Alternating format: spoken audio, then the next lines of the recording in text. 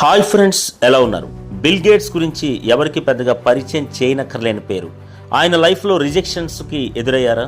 Yes.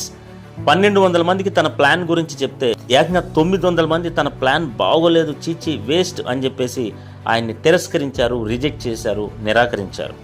అయినా కానీ ఒకళ్ళు కాదు, ఇద్దరు కాదు, ముగ్గురు కాదు, నలుగురు కాదు, ఏకంగా 900 మంది తన ప్లాన్ బాగోలేదని చెప్తే కూడా మళ్ళీ ట్రై చేశాడంటే ఎస్.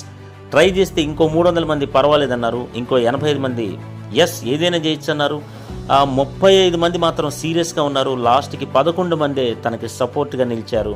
ఆ సపోర్ట్గా నిలిచిన 11 మంది వల్లే నేను బిలియనర్ అవ్వగలిగాను అని చెప్పి బిల్ గేట్స్ చెప్పారు.